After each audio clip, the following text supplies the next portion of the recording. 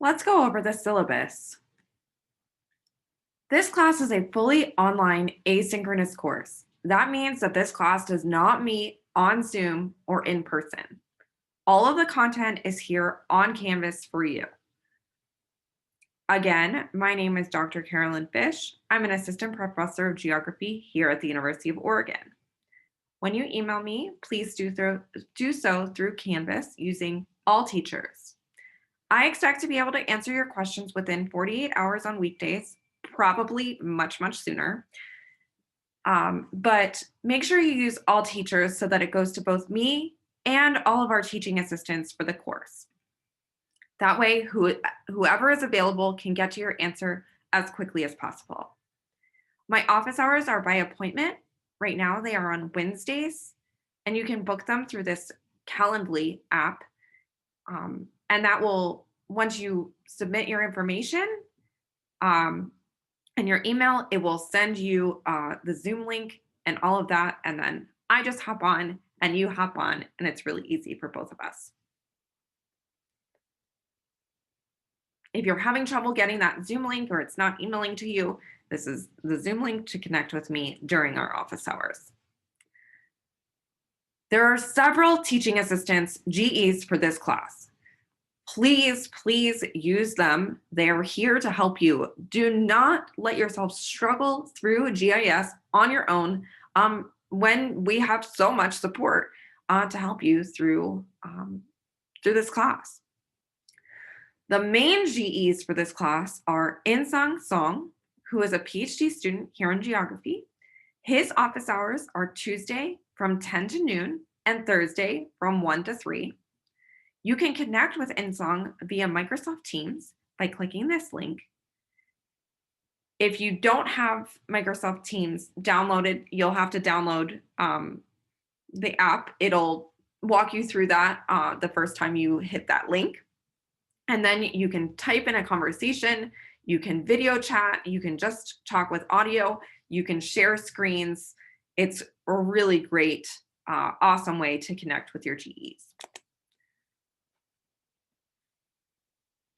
We also have Michaela Garrison, who is a master's student in geography. Her office hours are Monday from 10 a.m. to 1 p.m., Tuesdays from 3 p.m. to 6 p.m., Wednesday from 12 to 3, and Friday from 9 to noon. Again, you can connect with Michaela through Microsoft Teams.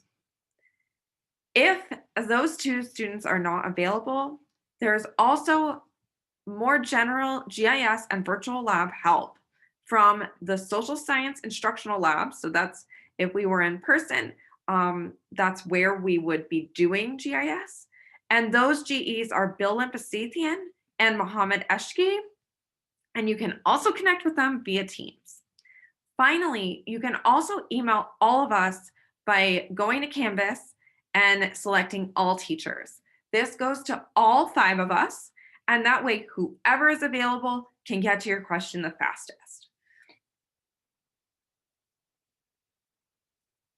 The weekly structure for the class is really simple. Everything opens on Monday and everything is due on Sunday. Again, everything opens on Monday and everything is due on Sunday. What that means is that videos, slides, other content, aka links to articles or YouTube videos or things like that, all open on Sunday, as well as the class quiz, which is due on Sunday. The lab content also opens at 8 a.m. on Mondays. These include lab videos, lab instructions in the form of a PDF, and the lab assignment. We also call it a quiz. On Sunday, your quiz is due and your lab assignments are due.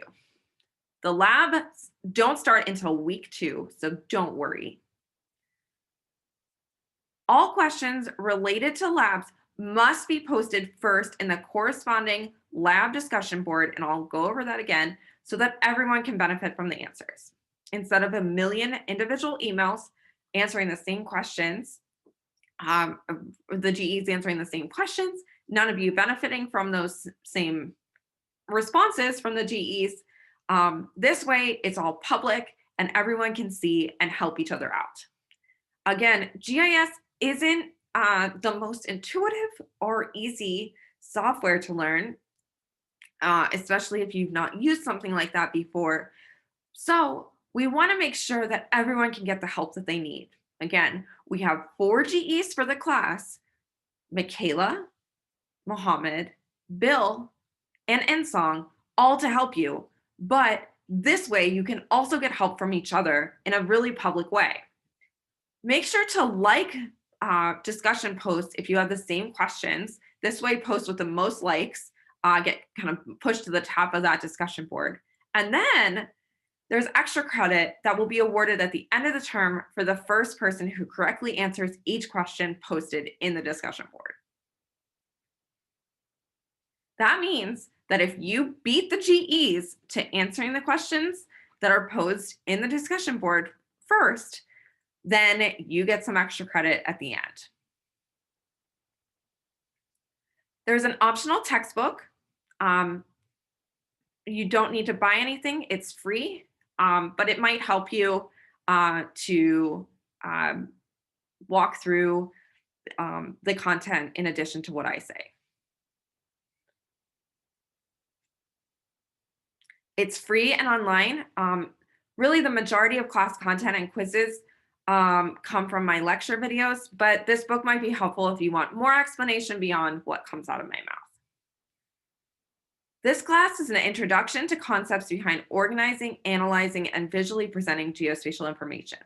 We address 3 major questions in this class about how we can sense and represent the variation in the world, how we can record, recall, and analyze that information, and how we can communicate and discuss this information with others. In this class, we explore these questions through an applied use of software designed to facilitate the collection, analysis, symbolization, and communication of information about the world. That is, our goal is to turn observations of the real world into information useful for acting in the real world. This is often done with maps, and much of the work that you will do in this class will involve creating maps. After completing this class, we want you to be able to plan and execute a basic GIS analysis, communicate the results of that analysis through language and graphics, articulate the characteristics of and differences between data representations, identify and critique choices made in map design, critically evaluate geospatial arguments in popular media, and develop skills in information seeking.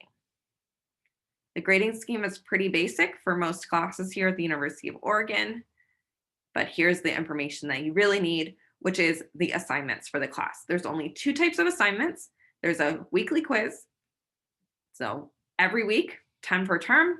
These are worth 40% of your grade. Again, they open on Monday and they're due every Sunday at 11:59.